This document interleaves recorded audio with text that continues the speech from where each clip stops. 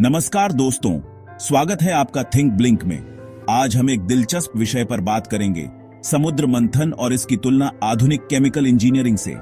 समुद्र मंथन में जब देवता और राक्षसों ने मिलकर समुद्र मंथन किया तो इससे अमृत और विष का निर्माण हुआ। क्या यह प्राचीन कथा सचमुच किसी वैज्ञानिक प्रक्रिया का संकेत है?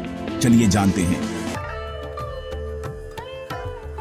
समुद्र मंथन हिंदू धर्म के पुराणों में एक प्रसिद्ध घटना है, जिसमें देवता और राक्षसों ने मिलकर समुद्र का मंथन किया। इस मंथन से कई बहुमूल्य रत्नों और अमृत का जन्म हुआ, लेकिन एक खतरनाक विष भी उत्पन्न हुआ, जिसे भगवान शिव ने अपने कंठ में धारण किया। क्या यह किसी वैज्ञानिक प्रक्रिया का प्रतीक हो सकता है? अब सोचिए, आधुनिक केमिकल इंजीनियरिंग में जब हम किसी पदार्थ को प्रोसेस करते हैं तो उसमें से अलग अलग पदार्थ निकलते हैं, कुछ उपयोगी और कुछ हानिकारक। जैसे उदाहरण के तौर पर जब हम तेल रिफाइन करते हैं तो हम उसमें से विभिन्न प्रकार के पदार्थ जैसे गैसोलीन, डीजल और केरोसिन निकालते हैं, लेकिन इसमें से कुछ अवांछनीय उपोत्पाद भी निकलते हैं जो पर्यावरण के लिए हानिकारक हो सकते हैं। यह प्रक्रिया समुद्र मंथन से काफी मेल खाती है। मंथन के दौरान भी अच्छे और बुरे दोनों पदार्थ उत्पन्न होते हैं, ठीक वैसे ही जैसे रिफाइनमेंट प्रक्रिया में होते हैं। आइए अब अमृत और विष पर बात करते हैं। वैज्ञानिक दृष्टिकोण से अमृत का मतलब जीवनदायिनी तत्व से हो सकता है। अमृत की तुलना हम जीवन के लिए जरूरी पोषक तत्वों से कर सकते हैं, जैसे कि ऑक्सीजन, पानी या फिर कुछ औषधियां।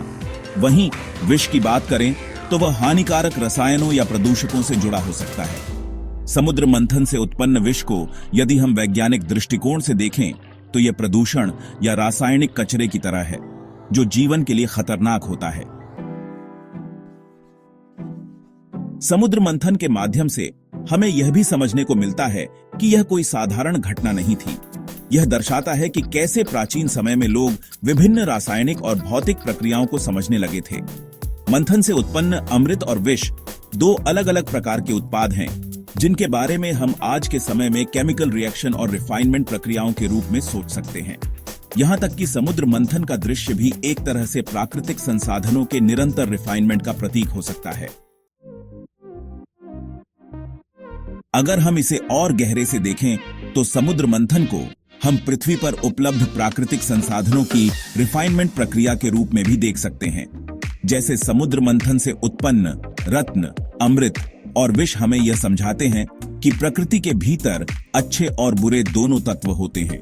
यही कारण है कि जब हम प्राकृतिक संसाधनों का दोहन करते हैं तो हमें दोनों पक्षों को समझना और उनके संतुलन को बनाए रखना जरूरी होता है।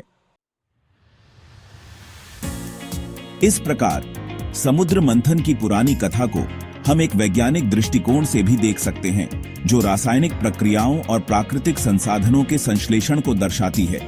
चाहे वह अमृत हो या विष, दोनों हमें यह सिखाते हैं कि जीवन के लिए सही तत्वों की आवश्यकता होती है और किसी भी प्रक्रिया से गुजरने के दौरान हमें सावधानी बरतनी चाहिए। आशा है कि आपको इस वीडियो में दी गई जानकारी रोचक लगी होगी।